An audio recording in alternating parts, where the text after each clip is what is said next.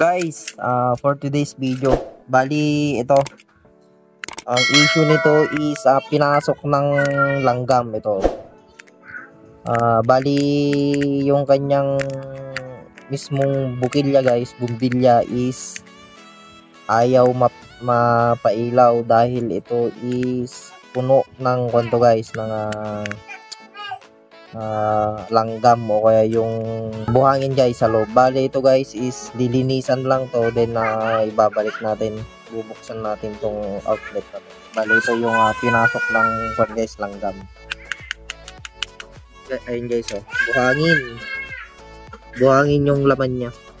Bali ito guys, bubuksan natin, lilinisan lang to, then pwede natin ibalik.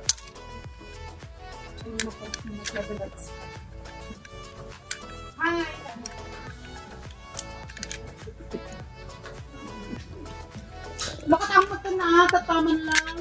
Siguro may kota matampal. Bali ito guys, madami itong buhangin. Pwede puro din yung stick na. Ano nakita, nagdagka lang. Nung kaya mo nakasandal ka na.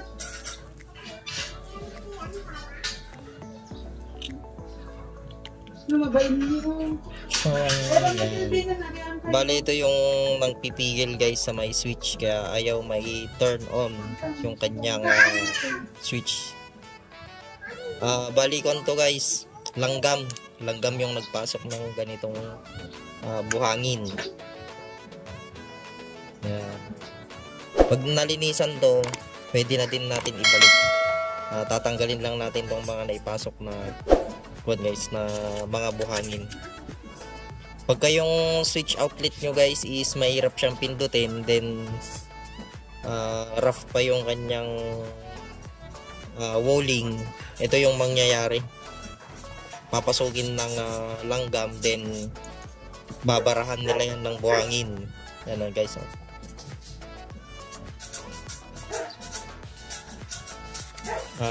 Yung mga kwan guys, yung mga ibang electrician is pinapapalitan na agad to, pero ito may remedyo pa, lilinisan lang, then pwede na din ibalik to guys. Gagana to guys kasi madumi lang siya.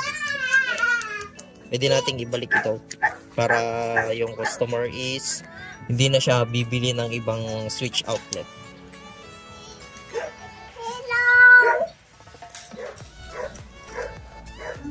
Ayun yung cause guys kung bakit siya mahirap pindutin.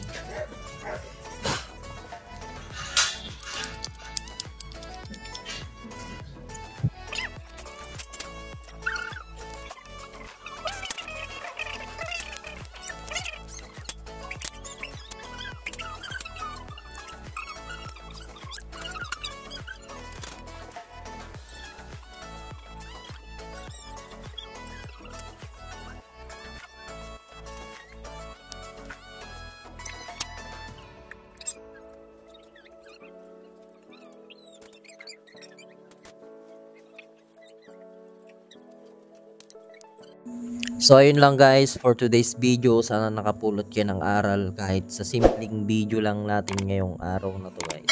Please like and share my Facebook page and YouTube channel Moto Elect TV. Maraming salamat.